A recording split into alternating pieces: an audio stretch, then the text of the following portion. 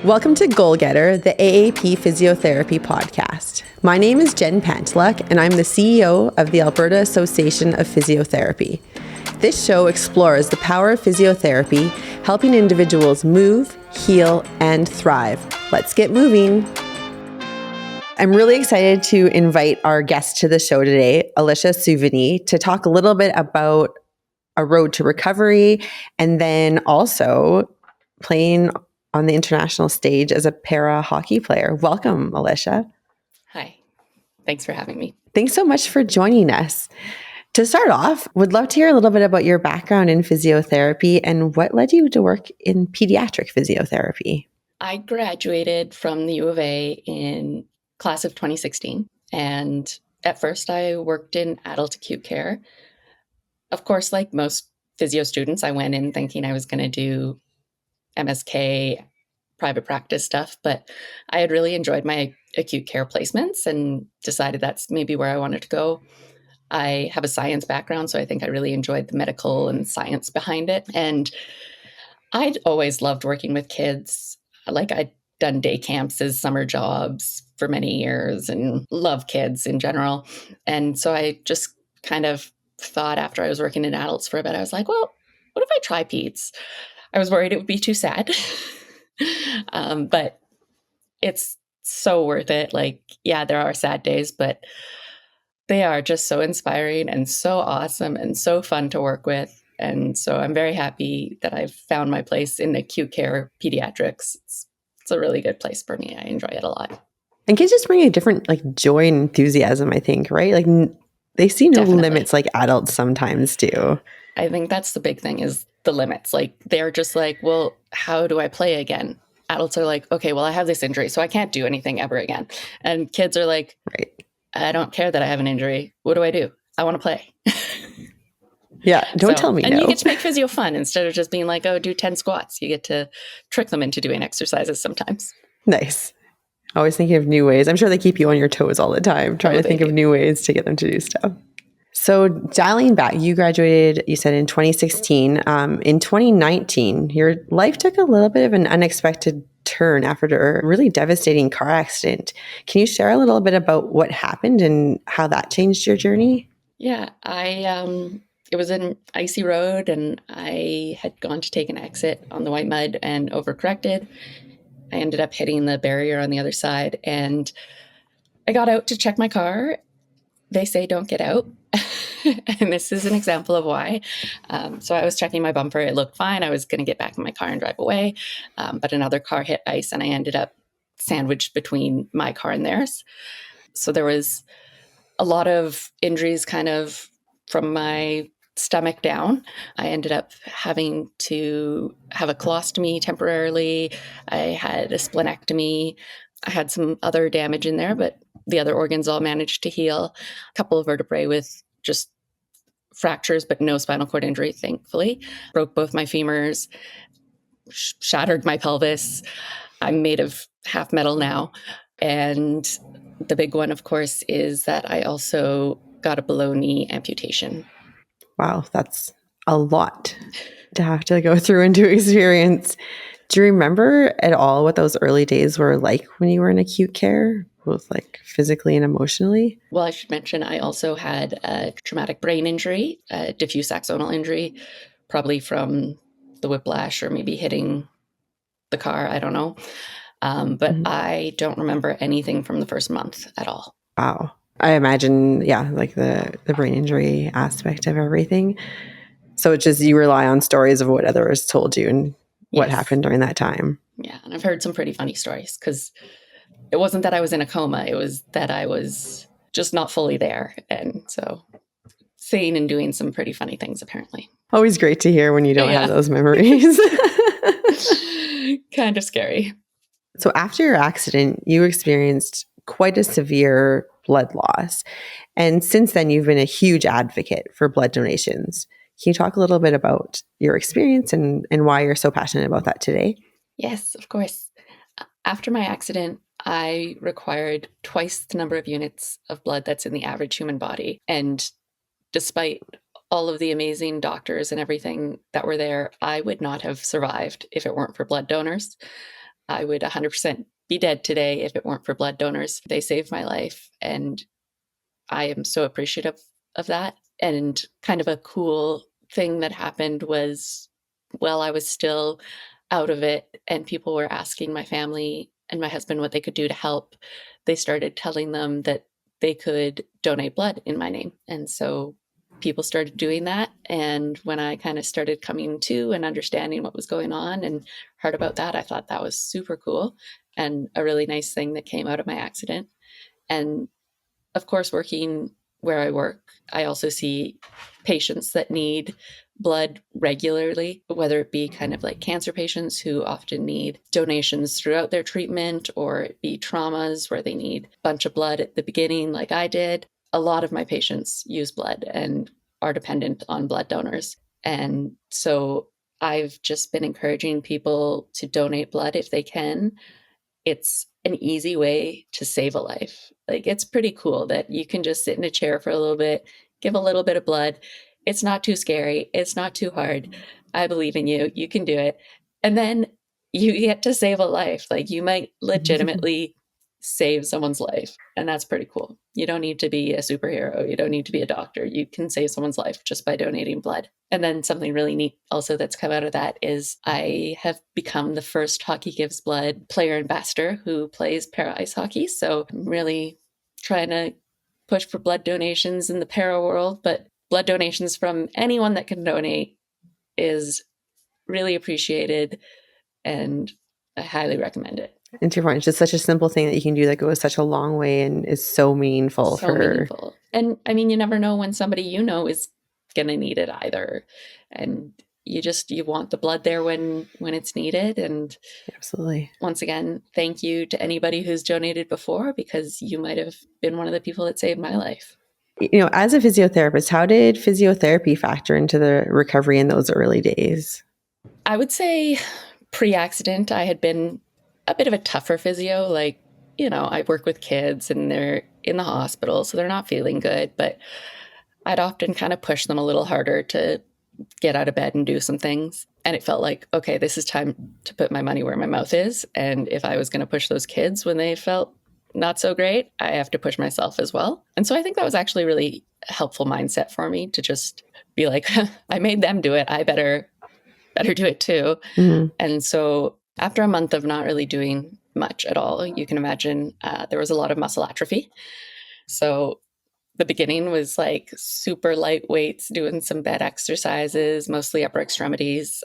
Because of the pelvis in particular, I couldn't weight bear for a long time, but I was able to like bum scoot to transfer over to a wheelchair and stuff. Once I could get in the wheelchair and get out of the room, that was really nice. But yeah, a lot of it was like really back to basics, upper extremity bed exercises, but it felt good to be doing something at least. And mentally, was it challenging, like knowing what you were able to do before and having to really go back to basics? I don't know that part was as challenging as maybe later on getting back to activities that I'd done before and having to go back to the basics. I think there was maybe a lot more going on at that time. And so it just felt good to be doing something, as I said. Like, I felt like I was at least working towards my recovery, whereas before I was doing much, it was just kind of like just laying here waiting for the doctors to fix me. And yeah. What were some of the biggest challenges that you faced in the first early stages of rehabilitation? Pain was definitely one of the things, and like that impacted my mental health. And I remember there was one point where I was talking to my dad. I was laying in my hospital bed and I was just like, Dad, all I want is like 5 minutes with no pain. Like, not a little bit of pain, not managed pain, but like actually no pain. I want to remember what it feels like to not have pain. Being stuck in bed initially was pretty tough, but I have to say, like, I had amazing support from my family and friends. I almost constantly had people wanting to come see me and visit me and bringing me stories and good news and all sorts of stuff. So they kept me going for sure. As a physiotherapist yourself, did that shape at all how you approached your journey through rehabilitation, or did you ever question when someone was telling you do this and you're like, well, as a physiotherapist? Well, as I said, when I was on the trauma unit, I was doing some pretty basic stuff. So I don't think, yeah, but obviously the physio knew what she was doing. And then once I was at the Glenrose and doing more stuff specific to my amputation, I had worked with a couple kids with amputations, but like these people work with only amputations. So I just trusted their expertise and went with what they said. And yeah. Did you find it gave you a really strong mindset going in, just having like the knowledge of your body that sometimes people don't have when they're accessing physiotherapy on their rehab journey? Definitely. I think having the medical background and the physio background helped me understand a lot more about what was going on. It helped me be able to advocate for myself more. It was helpful for knowing kind of what was going to come in the future. Being able to know, well, I'll be able to do these things. I'll get a prosthetic leg. Like knowing the potential that was there was, I think, really reassuring. So you'd said you'd worked with a couple children like with amputations previously. Did your experience going through the process shape at all the way you would approach working with children in the future? Yes, I would say it did. And I have had the opportunity to work with some kids that have had amputations since my own accident, and that's been really cool. I think the best part is just I don't usually tell them right off the bat that I have an amputation. I get to know them a little bit first. They see me walking around and doing things. And then I'm like, oh, by the way, this is my leg. And they're like, oh, I had no idea. And I'm like, yeah, that's what your life can look like too. People can have no idea. So it's kind of cool. And they get really excited about that. I don't know that I treat them overly differently, but I think just the connection is obviously different, and just being able to relate to them and show them that. And then, of course, my understanding of like prosthetics and stuff is way more than it was before. So that's helpful. Right. I can pass that on. Well, I'm sure it has a whole new level of trust also with those children that you're working with, to know that, okay, she knows what I'm going through. She's been there. Like, whereas sometimes it's like, well, you don't really know how I'm feeling. So I think like that, the empathy that comes out of there is huge, probably. Definitely. Yeah.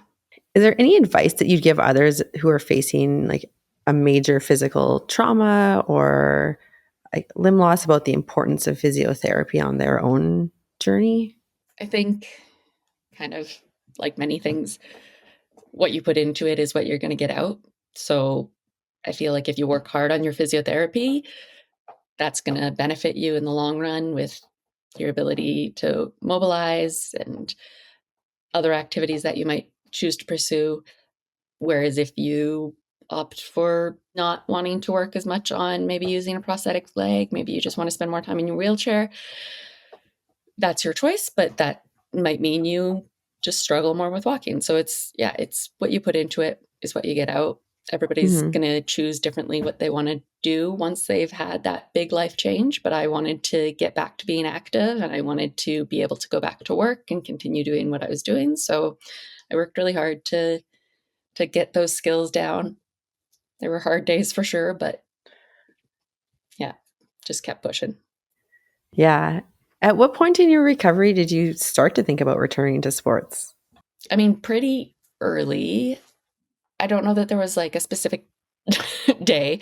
But I had been pretty active, as I mentioned, pre-accident, things like skiing and hiking and backpacking and just recreational sports. I used to play soccer, but after tearing both my ACLs, I wasn't really much of a soccer player anymore anyway. So, but just being able to like be physically active and do things recreationally was important. Oh, I'd done a lot of swimming in like undergrad and stuff. So yeah, just getting back to being active was important.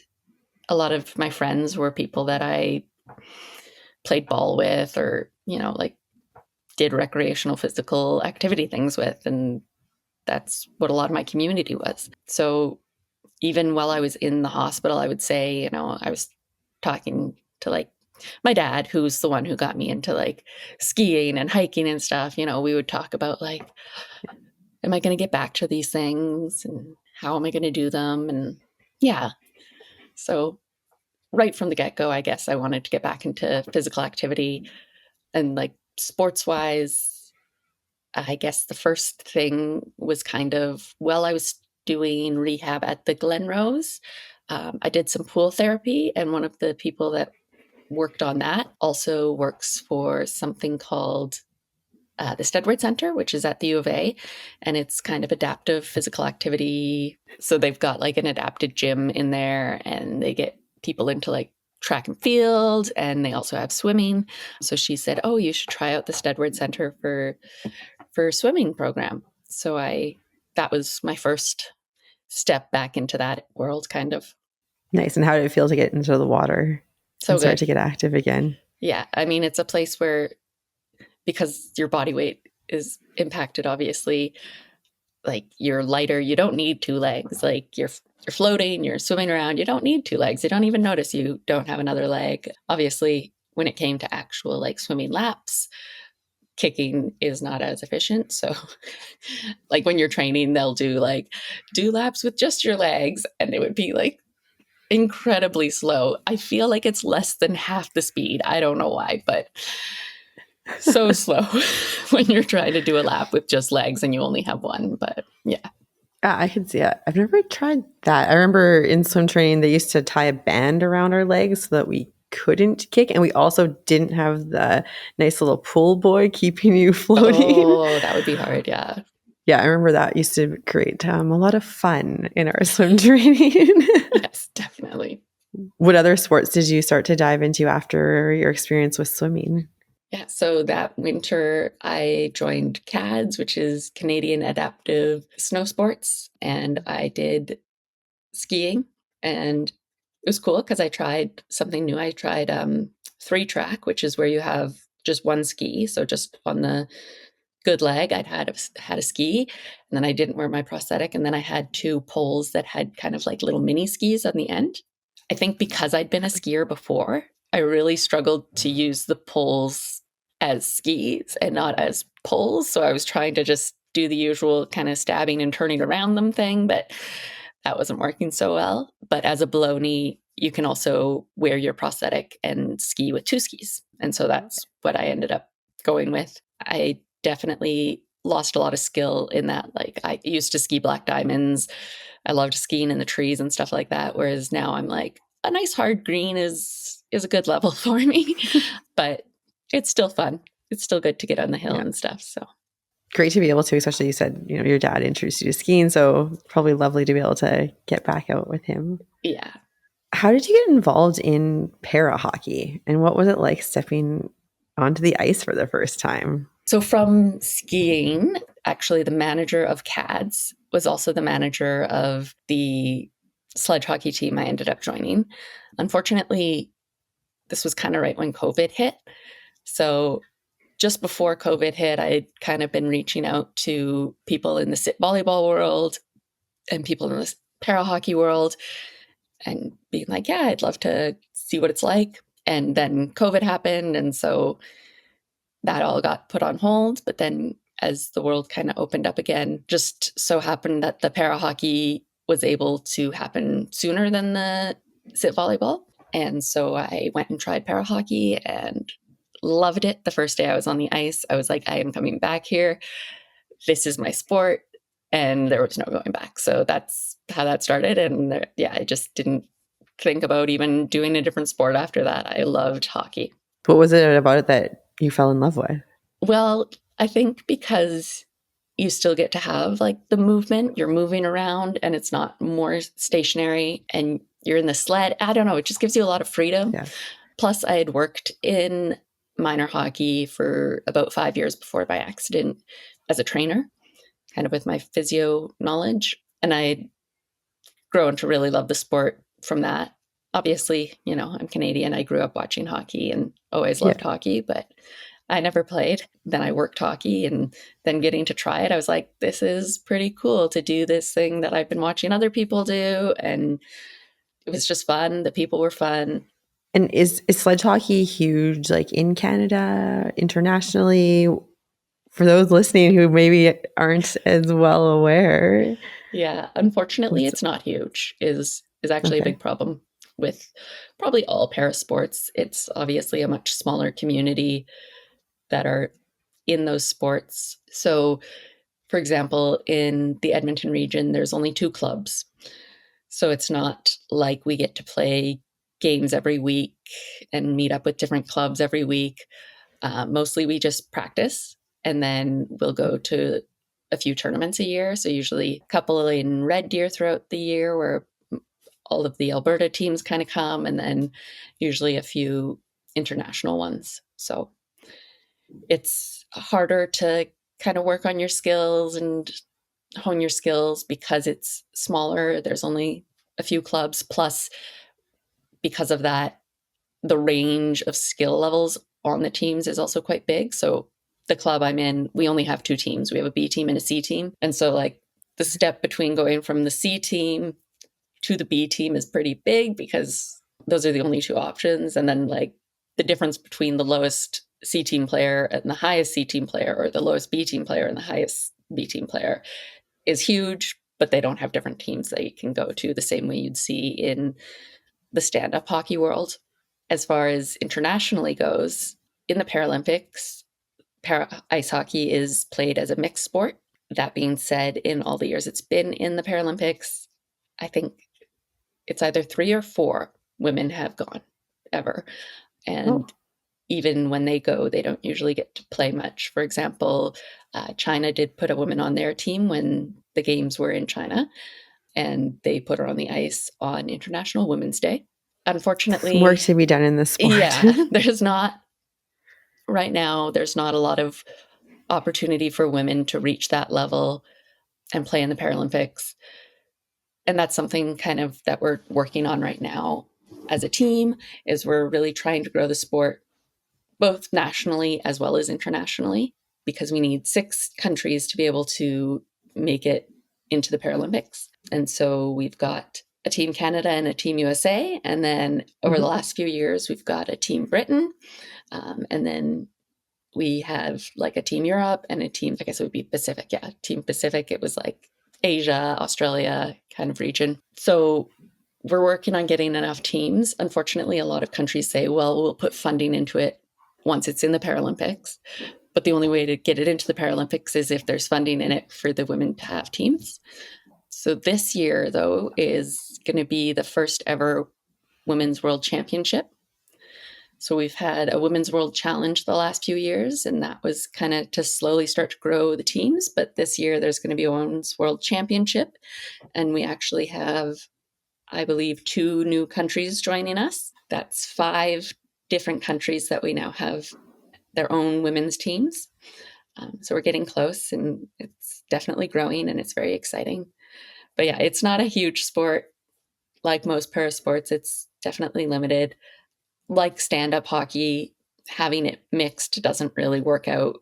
There's a reason why we have men's and women's leagues in most sports. And yeah, so we're working on that for the women's side of para ice hockey. But you don't get to play games as often as you'd like, but I imagine there's still like a fair amount of training and practices to keep up and hone your skills. What does your training and recovery routine look like as a high performance para athlete? So for my local team, we practice twice a week. There's not too much demands outside of that for training. And then the women's team, because it's a national team, it's mostly just camps. So we'll do a few 4 to 6 day camps throughout the year, where we all get together and get to work on building our skills as a team. And then a lot of it is just counting on us to do our training independently on our own.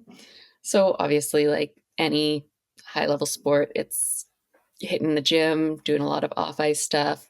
I've got like a net set up in my backyard with some fake ice that I can set my sled on, so I can practice my shooting and my stick handling, just like other sports, I would say.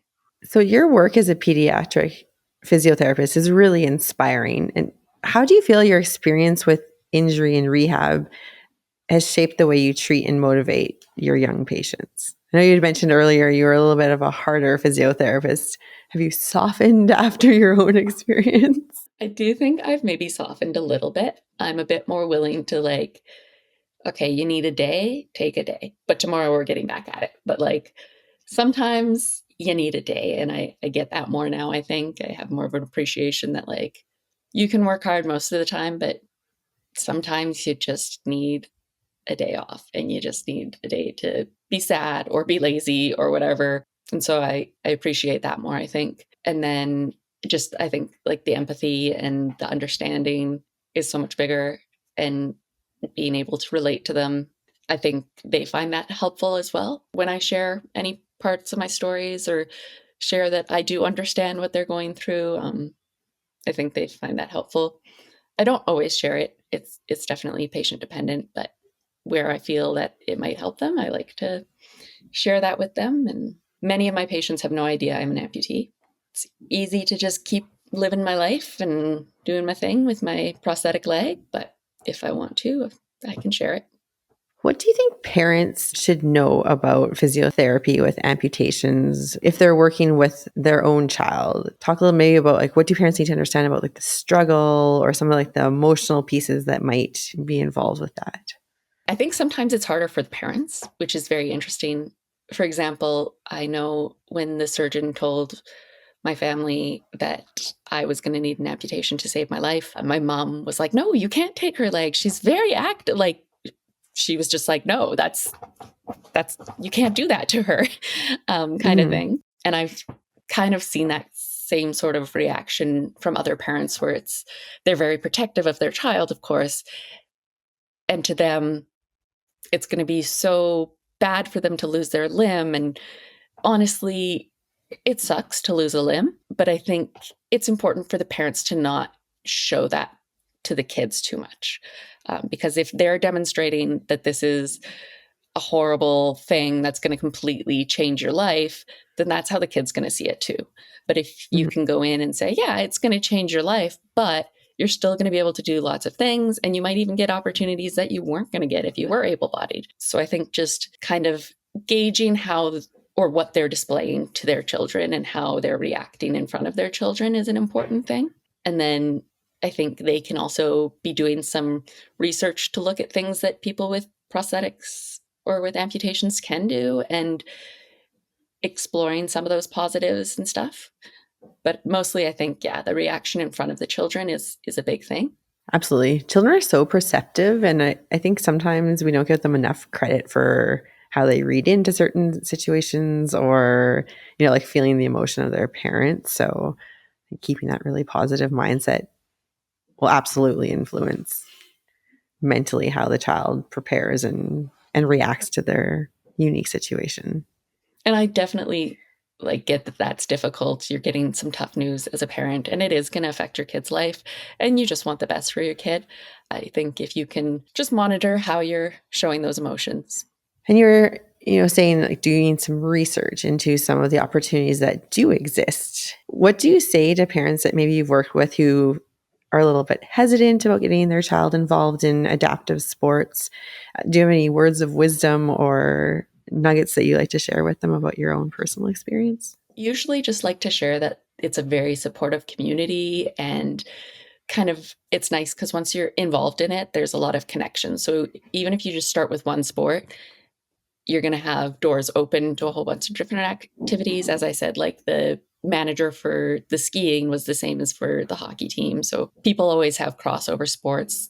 A lot of them do multiple sports. There's a whole community there, of course, of very physical people with disabilities. They still want to play sports and they still want to be physically active, and it doesn't matter that they have disabilities. And I love my community that I now have. Like a lot of them don't have amputations. For example, on the international team, like on the women's national team, I think there's 3 other amputations, but there's a whole variety of different disabilities, and you just learn how tough everybody is and how they get through the different things they're going through, and you have each other's support when things aren't going as well as you'd like. And it's just a really nice community. Well, and learning how to leverage everyone else's unique strengths on the team, Yes. as with any team sport, right? Yeah. I think there's not a lot of differences. There's so much value to being involved in sport at any level. Kind of on the same note of what I was saying, having a community of similar people or people that have experienced kind of similar life stories has made it a lot easier for me. So I think that's one of the reasons why I encourage kids to try to get into some sort of sport or physical activity. That's how I've found my community. I'm sure there's other ways. I just haven't really experienced it. Because like the thing is, if you go into an art class, if you're missing a leg, it doesn't really matter. So you're not necessarily going to meet other people that are missing a leg or other wheelchair users or whatever. So that's a good way to meet people. But I know not everybody is necessarily sporty and athletic, but it's good to find the community somehow and just be able to have that relation to other people that have gone through similar things. And just a different level of understanding as well in terms of like, you're saying like you have good days and you have bad days and they probably understand that better than anyone else sometimes. Yeah. Is there ongoing value to physiotherapy with someone who has an amputation? Like, do you have to have frequent physiotherapy visits, or is there anything like you have to be mindful of? Earlier on, kind of during that first year, I would go to physio a bit more often if I was, getting some aches or pains from my prosthetic leg, or if I was learning to use like a new specialized leg, like my running leg or something like that. Obviously, there's no harm in continuing to train and get stronger and better at things with your prosthetic legs. So you can do that with the support of a physio, but you can also do that kind of more independently if you want to. At this point, I only go see a physio like other people if I get injured or something. Can we talk more about like having multiple types of prosthetic legs? Yes, of course. Yeah, because I love watching para sports. When I do go to like international triathlon, I actually don't even watch sometimes the men and women's. I just go like directly and watch like the pair because I find it so inspiring. But how many different prosthetic legs do you have? I have kind of 4 functionally. I do have a couple extras, but that's just because I've gotten better ones over the years that have replaced them. So they're just kind of my in the closet legs now. In the closet legs. But yeah, I have a running leg. I have a swim leg, which is really just, it's fully waterproof is the important thing, and salt and sand won't get in there and cause any damage. And then I have a ski leg. So my ski leg is my favorite leg. I think it's my coolest leg. I mentioned that you can do 3-track, or you can use a regular second ski with a regular second boot. So initially that's what I did, was I would wear my usual foot, shoved it in my big boot. It was always a big challenge getting it in and out of the boot. And then I had like a pool noodle around the top of it to try to stabilize it in the boot kind of, and it worked. But since then I've gotten a ski leg, which I don't use a boot on that foot. It just clicks right into the binding. So the foot itself is kind of like a ski boot, and it's also got hydraulics. So it's kind of the most advanced foot I have, I guess, in that like it's got, with a certain amount of pressure, I can actually get some ankle dorsiflexion, which I can't do with any of my other feet. So that's always kind of weird when I put that foot on. I like take a step and I'm like, oh yeah, I can kind of fall forward. But it's very cool. It's a very neat foot. Were those the most common ones that someone may invest in? There's different types of running legs. So I guess my leg, I would call it more of a sport leg. You've probably seen a lot of the blades that are just a big blade and then a toe. And that's really good for like straight running. Mine has a bit more of a heel. It still has like the blade that attaches to the toe part, but then it's got more of a heel underneath. And that's just kind of better for like starting, stopping, cutting, turning, that kind of thing. So there's different legs in that respect. You can also get like a swim leg that can have a flipper on it. Like not necessarily like a swim leg with a flipper, like just an actual flipper that clicks on. Oh. So no foot inside the flipper, if I'm describing that okay. Like I've seen ones where it's just the socket and then a flipper. And then other ones I've seen, well, I guess my regular everyday leg, I also kind of call it my fancy leg, has an adjustable ankle. So like while I'm walking, I can't get dorsiflexion the same way with the hydraulics that you can with the ski boot, but I can unclick it, adjust how much plantar flexion or dorsiflexion it has, and then lock it back in place. And so it's my fancy leg because I can wear it with high heels, moderately high heels. I can't wear big high heels, but it lets not like me stilettos wear, lets me wear like a nice little kitten heel or whatever. It's also more functional than you'd think, because most of our shoes are not the same amount of plantar flexion or angle. Like even if you think of like hiking boots or winter boots, most of them have some sort of heel. So it's, even just in regular shoes, it's very handy to be able to adjust that. So post accident, was phantom limb pain something that you experienced? Yes, it was. And I'll even still experience it now, but a lot less common. While I was in the trauma unit, I started having some phantom limb pain, and it's such an interesting topic because just the science behind it, and we don't fully understand what causes it, but something to do with the brain's trying to send messages down to this limb and it's not getting the messages back. So it's kind of confused and it's reacting in a way it thinks it should.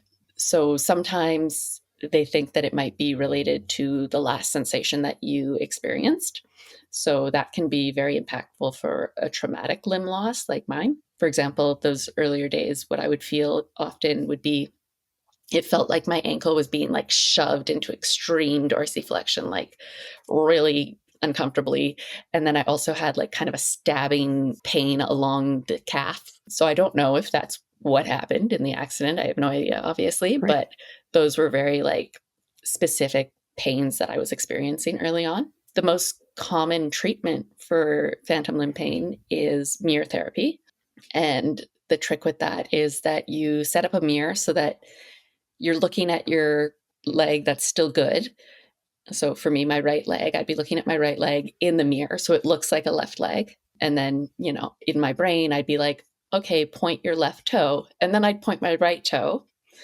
And then looking at the mirror, it looks like my foot is doing what my brain is telling it to do.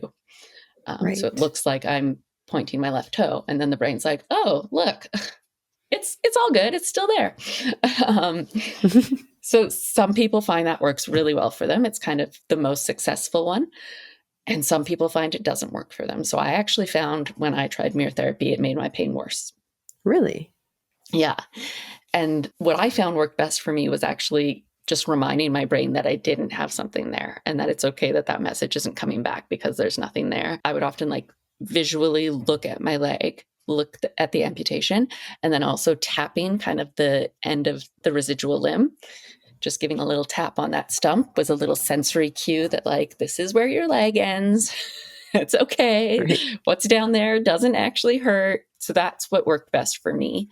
Other things are like, people have talked about putting like a fake leg under like a sheet so it looks like you have a foot still, which is, I think, more along the same lines as the mirror therapy treatment, tricking your brain into thinking it is still there. And then for some people, none of these techniques work. And I'm sure other people have found other techniques that work for them. But it's very individual about what kind of treatment works for it, because it's just a weird brain thing, really. Like it's not like there's actually something wrong. It's just our brain interpreting what it doesn't understand, which actually is less common in kids, probably partially because of that plasticity in their brain and how adaptive their brains still are at that age. So I think they just adapt to not having the limb a little bit better than adults tend to. It can still happen. That was my question. Yeah. Okay. Yeah, it can definitely still happen in peds. And most recently, I was working with a kid who was finding mirror therapy helpful for that. She was a teenager. So once again, like a bit of an older pediatric case, but it can happen, of course, with the kids I work with. But I think just trying different things and finding what works for you is kind of the trick, and not expecting necessarily that what works for someone else is going to be what works for you. But yeah, as I mentioned, I still kind of have some sensations. Once in a while, I'll get like a really sharp stab, but it doesn't last very long. So it's not like I need to like stop and like tap at my leg or anything. Like it's usually a really quick like, and then I'm like, fine. And people are like, what's wrong? I'm like, I think nothing's wrong. Just got stabbed in a leg that doesn't exist. It's all good. And then the other one I used to get a lot actually, but now not as much, was I would get cold feet. So I think that was when my right foot would get cold. My brain would be like, well, they're both going to be cold. If one's cold, they're both cold. But the right one would seem to warm up more easily. Like I'd put on a sock and put on a blanket and the right one would warm up, and sometimes the left one would still be cold, which is annoying because there's nothing you can do. Or I used to also sometimes get itchy, which is so bad because you can't, like you can try to scratch your prosthetic leg, but it doesn't help. You just have to sit it Right. out and wait till it's done. Oh, wow. That would be, I think, the worst. I hate being itchy. It's so awful. An interesting question, kind of just like talking a little bit more about your work in pediatric physiotherapy. How does physiotherapy evolve with children who have an amputation as their bodies grow and change? I mean, from an ongoing perspective, they go through a lot of prosthetic legs as they're growing. They are often having to get their socket changed really frequently, which is not as easy as a process as you'd think. Getting the socket made isn't so hard.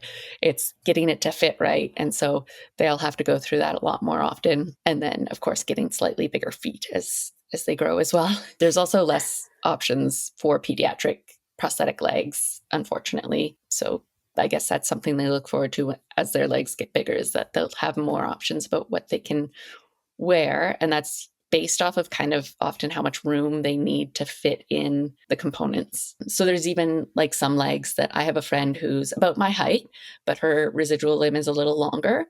And there's some that she can't use because the ankle components are too big, but I can use them.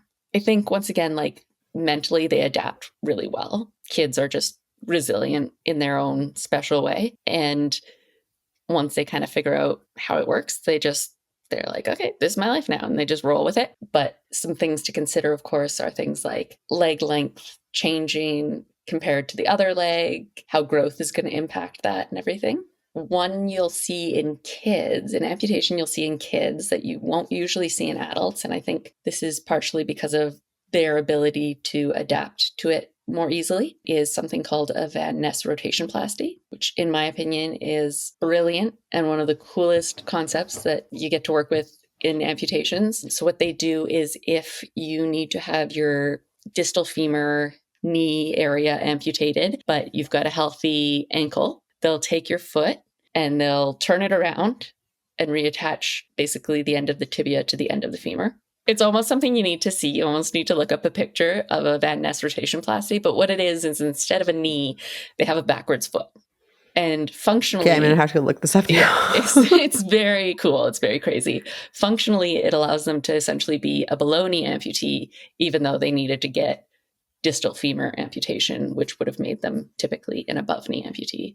And of course, functionally, every joint you can keep is going to make it that much easier. So keeping the knee makes a big difference, or keeping a functional knee makes a big difference. But yeah. Would your body just adapt as they're still growing? So your body would just kind of adapt and so it just into heals it? together. And I think that's where, once again, like kids adapt a bit more easily, because like plantar flexion is now knee flexion and dorsiflexion is knee extension. And so like your brain needs to be able to understand that when you're trying to walk. So I think just, once again, their plasticity and their flexibility allows them to maybe adapt to that a bit more easily. So you work with a wide variety of children working in pediatric physiotherapy. How do you involve families in the rehabilitation process? I mean, families are a big part when you work in pediatrics. You're not really just treating the kid, you're treating the family, because they're all growing and learning together. And most parents are quite involved and they want to understand what their child's going through. So it's just kind of addressing their questions as well and supporting them with understanding how it might impact their caregiving or their life at home, changes that might need to be done to the home to make it easier for their child, how they can help. I find often kind of similar to how I felt when I was in the hospital, where I finally got to be doing something that contributed to my care. I find often giving them a role in that physio, so doing a bit more of a coaching model where you teach them some skills that they can work on with their kid, really allows them to be part of the treatment team too and help their child and feel like they're doing something. So I think it's really nice if you can involve them kind of in the treatment and the recovery, because it's a big change for everyone. It's not just one person who's being affected by whatever they're in the hospital for. It's the whole family. So yeah, absolutely. And I think that education piece for parents probably is so valuable as well, so that they understand and can make adaptations. But also, if you have a curious kid, I just think about my kids at home and being peppered with questions. They need to at least have like that education and understanding to explain the questions that may come up at home too. So you work with a wide range of youth in acute peds physiotherapy. What would be one piece of advice that you would give to any of them that are facing a major physical setback? I think, especially because of being involved in the disabled world, not just like the amputation world, I've just seen so many people chasing their dreams and still just doing what they want to do. I think it's good to be honest with them and say, yeah, maybe things are going to be a little harder because of whatever's happened, but you can still do so many of the things that you want to do. Might need to be a little bit different than you thought it would, might be a little bit adapted. But even in looking at adults, there's a person who was recently in physio school who's legally blind. And she said, you know what, I'm not going to let that stop me. And so all sorts of disabilities, we can choose how much they're going to hold us back to an extent. And I think to the kids, I would just say, don't let them hold you back. Thank you. Thank you so much, Alicia. This has been such an inspiring conversation and so many great pieces of advice, I think, for anyone on their own personal journey. So I just want to say thank you. Thank you. Thanks so much for joining us today. We had such an inspiring conversation with Alicia. If you're interested in learning more about physiotherapy or to find a physiotherapist near you, visit albertaphysio.com. See you next time.